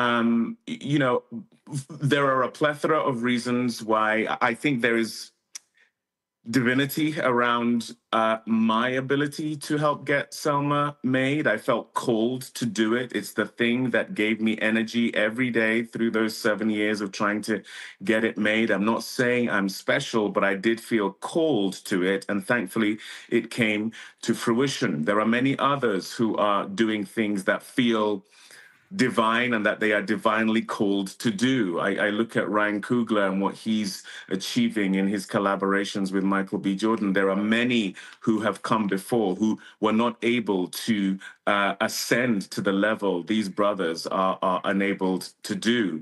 Denzel Washington has talked endlessly about standing on the shoulders of Sidney Poitier. There are many of us who stand on the shoulders of those who have dug ground, planted seed that we are the beneficiaries of in terms of being part of the germination of that seed. So I'm very, very clear that it wasn't just me. I am standing on shoulders. I am the beneficiary of other people's hard work as well. But I think the conversation tends to end up with this fairly simplistic view as to who is being afforded the opportunities. I really urge people to look at the history of the marginalization of us as Black people. It is rooted in a divide and conquer mentality. It is rooted in plantation politics. It serves only those who are against us to have us infighting over not only the things that we are challenged by, but also our achievements.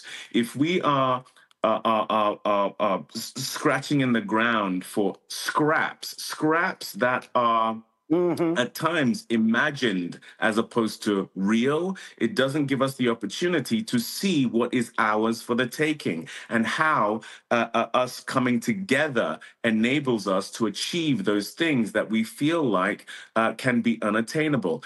This film doesn't get made without Ava, who I met because of the work she was already putting in. She had done a film that she had put $50,000 into, which led to her being able to do the film that I did with her, Middle of Nowhere, which is what gave me the juice to go to the production company, the finances, to say she should be the one to direct Selma. Of course, we know what Oprah Winfrey had been doing over the last 30 years. She was the one who brought myself and Ava the credibility to get Selma made. So it was that triumvirate of the three of us that helped get it made. It was not just me. It was not just a Black Brit, so to speak. There was a lot of African-American energy that went into that happening. And I think there is a beautiful example of how, despite the fact that divisions have been placed between us as Africans and African-Americans, when we come together,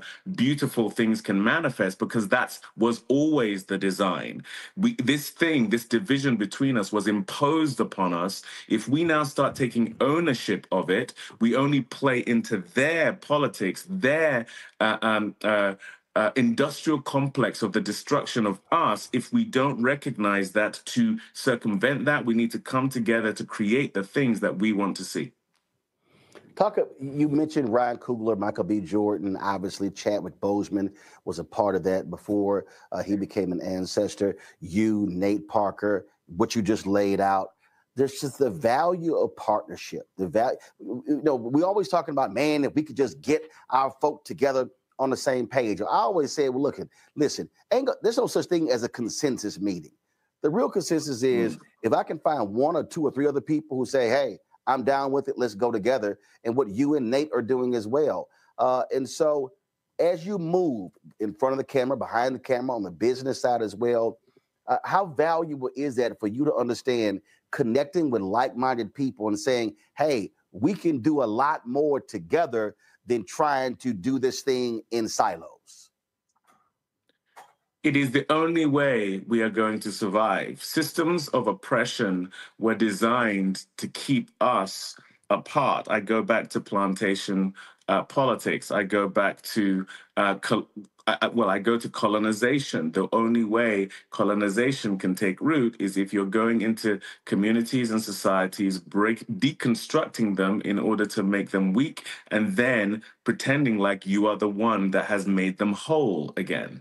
For us, you look at other communities where their dollar stays within the community long enough for them to build generational wealth.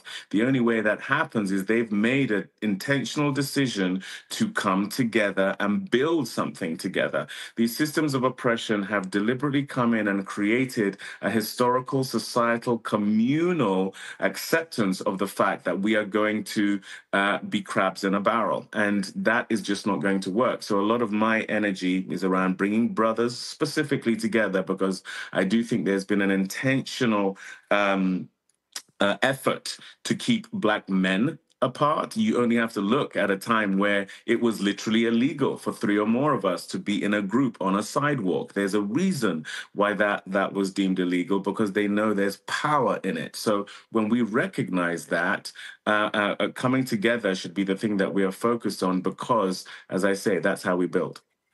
A lot of people ask me this question. They say, man, where do you get your boldness from? And I sort of laugh at that.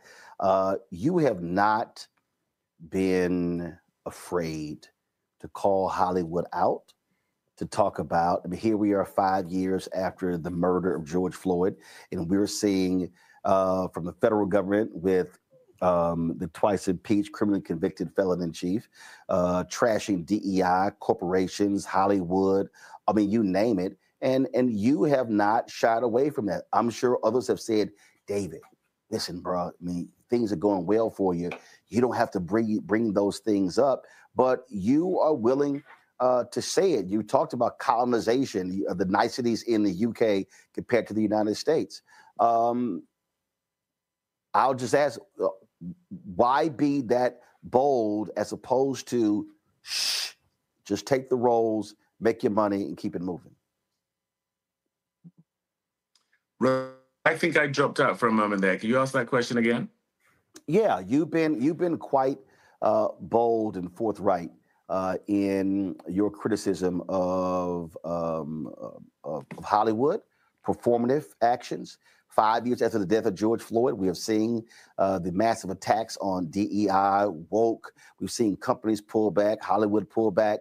We see the success of African Americans as leads, but you still have folks who say, we don't know it's going to work. I mean, look what happened when Ryan Coogler's first weekend and Variety and New York Times were questioning whether the movie was going to make its budget back. And you talked about colonization, how in the UK, the niceties there compared to the United States. Others will say, David, man, just make your money, sign these deals, and don't say nothing. Why is it so important for you to voice that and not shy away from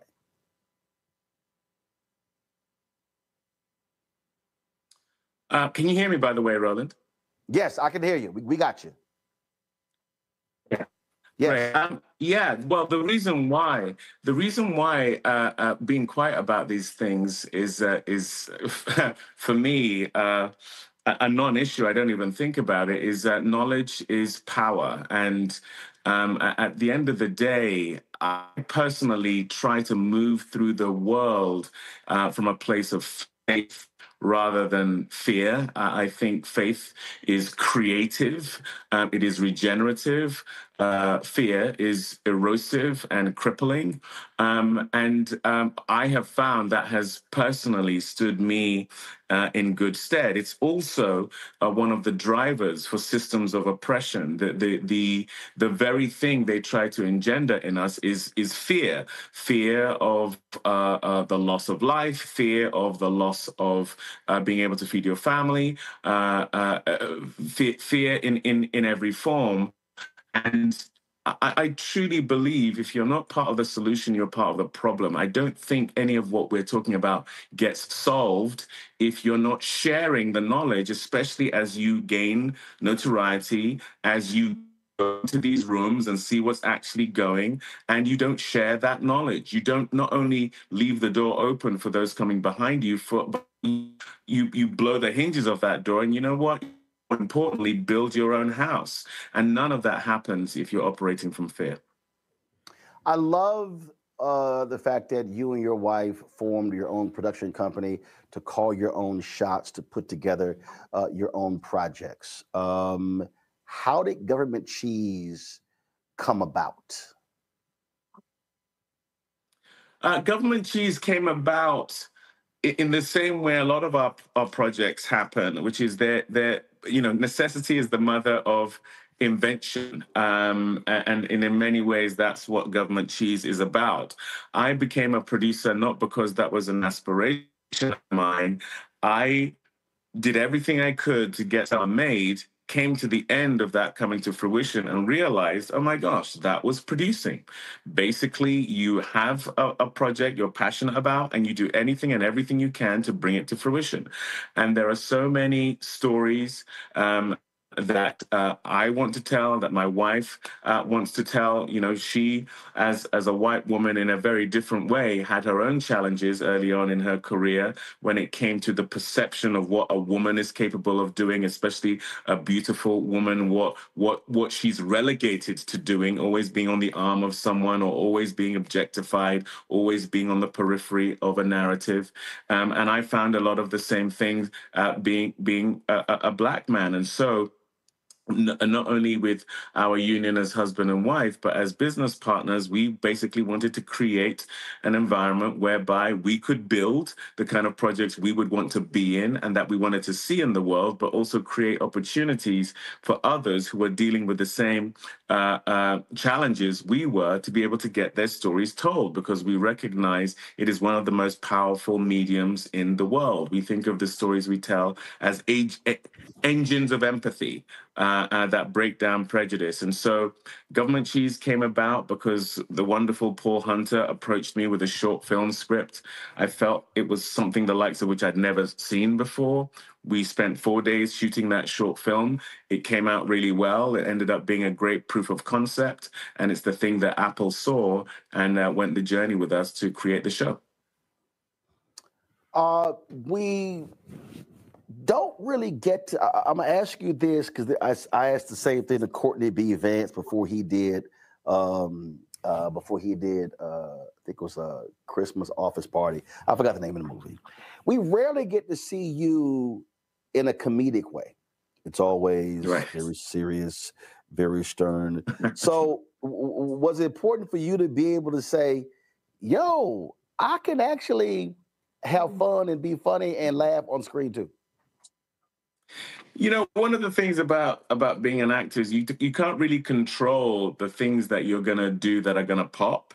You know, I've done things that are on the lighter side before. I did a show called Number One Ladies Detective Agency, which has a fairly rambunctious character. I did a film called Gringo. I did a film called Role Play recently, which was also a kind of a action comedy.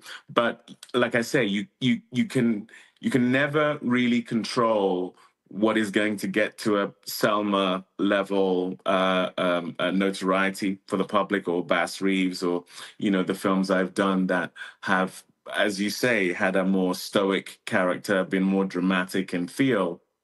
So comedy has always been something I've loved to do. I've done it a fair bit on stage as well.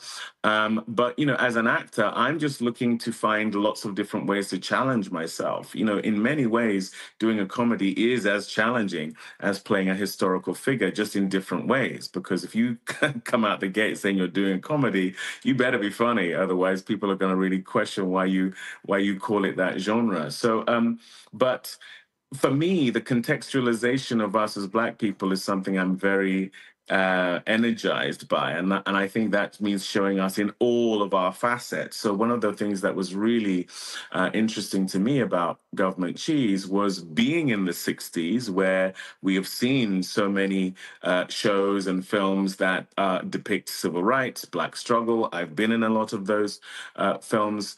But it's not through that lens. That's not the focus of what we're looking at. It's a Black family in a place that we rarely see Black people, the San Fernando Valley, and here in Los Angeles. And they're a quirky family. They're a bit out there, which is something you're used to seeing in a Wes Anderson movie or a Coen Brothers movie, but not necessarily films that showcase us. And that was one of the things that was really, really attractive to me, was, yes, getting to play comedy, but also just getting to see us in a unique way.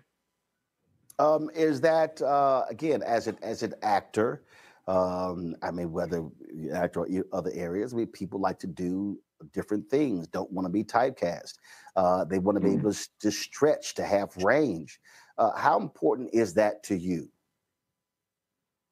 I think it's essential for a long career. You know, if you are doing the same thing over and over again, I think people are going to get tired and they're going to move on, and quite rightly so, you could argue. But also, I am really engaged with and inspired by how complicated we are as human beings. So as many at-bats as I can have of showing different sides of different kinds of people, that's what keeps me energized. That's what keeps me excited. That's why I keep going back to the theater. That's why I want to do limited series and film and audiobooks, and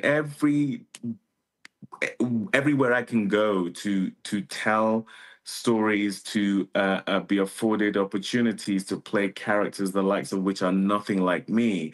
Like I say, I think that's the path to a long career, but that's also how you stay energized and passionate about being an artist. Is there a particular role or a thing that you really wanted to do that you haven't done yet?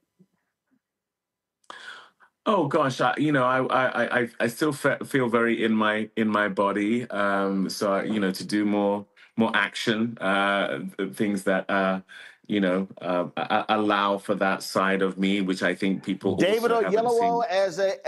as a superhero. Well, I actually thought Bass Reeves is a bit of a superhero, in terms of what he does. Right.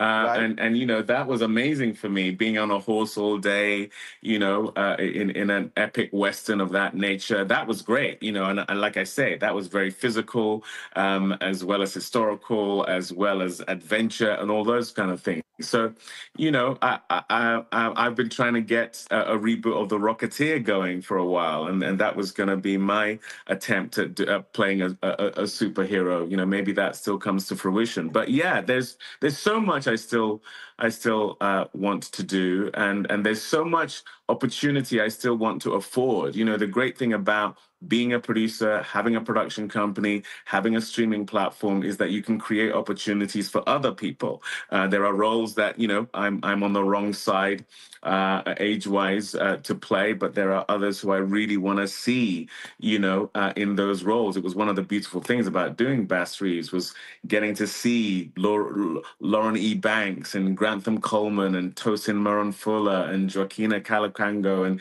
Demi Singleton and Lonnie Chavis, these younger actors, get the opportunity to do the kind of thing that just wasn't there when I was their age. I don't know that there was a show like Bass Reeves that was really focused on the Black characters, not the white characters. So that's amazing. If I get to direct The Waterman and again have Lonnie Chavis in that film, or I get to produce Don't Let Go and give Storm Reed that great opportunity she had in that film, those are also the opportunities I'm really looking for.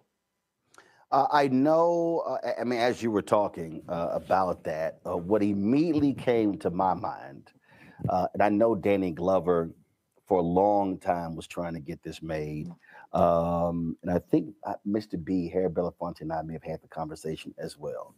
I was sitting here going, David Oyelowo as Toussaint Louverture, Louverture, the Haitian Revolution. And again, it's been talked about a lot. And I forgot other people have said, man, they would love to make that. Obviously, you're talking about epic. And so that immediately jumped into my mind as you were just talking. It's so funny. I met with Danny Glover, I don't know, 15 years ago now, when he was trying to get that off the ground. I don't know what's happening with it, but yes, what an incredible role, what an incredible story. That for me would be a run, don't walk situation to play a character like that. But this is what I mean. It's so frustrating that someone like Danny Glover has been spent decades trying to get that made. Morgan Freeman spent decades trying to get Bass Reeves made. It's really debilitating when our heroes, our icons, those who have really pummeled the ground from a groundbreaking perspective, have not been able to get these really worthy passion projects off the ground. Maybe our generation or the generation to come are going to have an easier time of it. I will tell you, it's incredibly debilitating. I spent 10 years trying to get Bass Reeves made. Summer was a 7-year journey. A United Kingdom where I wanted to play Seretse Khama, the heir to the throne of Botswana. That was another 7 years. It's the knockbacks, the rejection, the racism, the self-doubt, the insecurity that trying to get these things made engenders. It's erosive, but. Like I say, we're in it, and it's worth the fight. That was a great Vanity Fair a number of years ago. Did an article about Francis Ford Coppola, and the article was about his winery and how from the money that he made with his winery, that he was doing his own films, like in the $30 to $40 million range.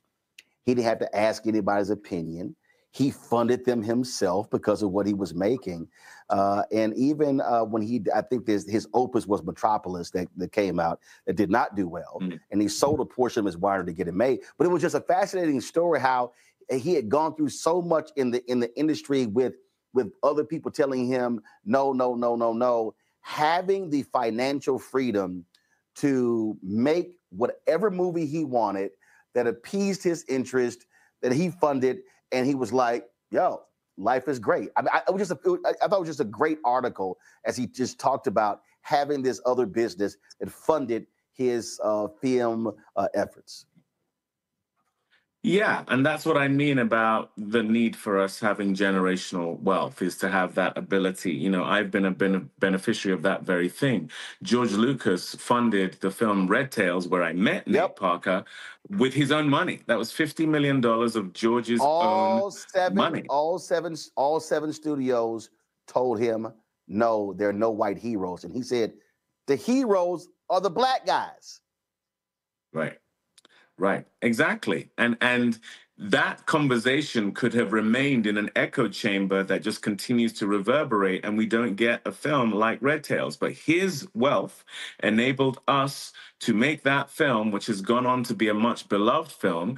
And it was a film that had not only myself and Nate, but Leslie Odom Jr., Michael B. Jordan, Elijah Kelly, let alone Terrence Howard and Cuba Gooding Jr., you know, all in one place. And so when we talk about us coming together, it's so rare that happens. It's why when you see The Harder They Fall, James Samuel's movie, that becomes a cultural moment. It's why when you see Black Panther, it becomes a cultural moment, because there's so much power in the aggregation of us being together. It's why these iconic teams where, you know, you have a lot of Black people, whether it's in basketball or football, these moments where we are allowed to come together and we build together, what comes out of it is magnificent. It is the culture. It literally drives culture, because there is such power in our unification, which is why there is such energy in keeping us apart. And so to have the ability that Francis Ford Coppola has, or George had, that we became beneficiaries of, is absolutely crucial. And that's the thing we don't yet have.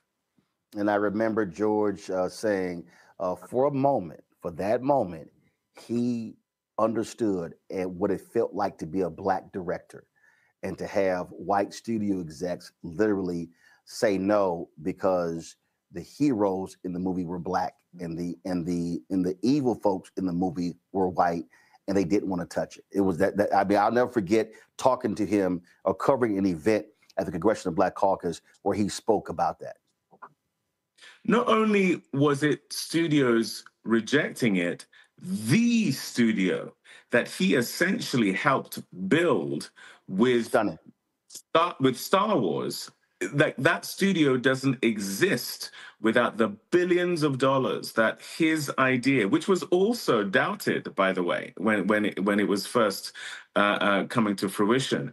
That same studio was the one that wouldn't support the guy who had essentially fed them for a long time. So it just goes to show how insidious, how intentional, and how challenging that circumstance is. If George Lucas is having that issue, you can only imagine what it's like when you don't have those resources and that notoriety.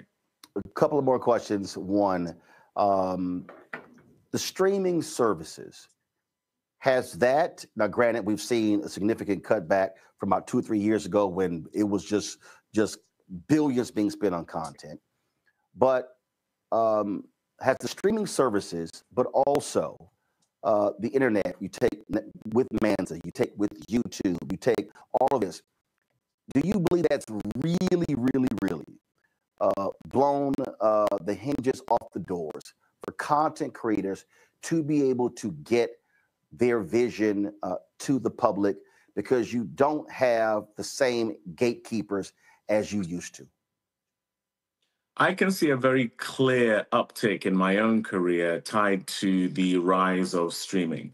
And I think that's to do with the fact that streaming came along and gave us raw data, whereas beforehand it was anecdotal. It was a handful of people who had green light power.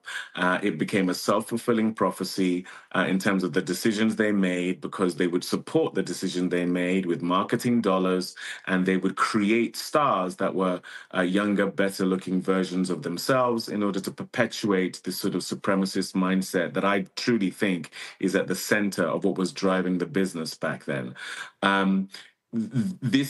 This raw data component is something that cannot be denied. It's the only way a show like Squid Game becomes a huge hit on Netflix. There's no way that they are greenlighting a foreign language film of that nature with the notion that it's going to be a worldwide hit. I don't think we get Bass Reeves made as a movie back in the day, but streaming comes along, and you have Taylor Sheridan, who has all this success with Yellowstone and then 1883. So you have a path to success.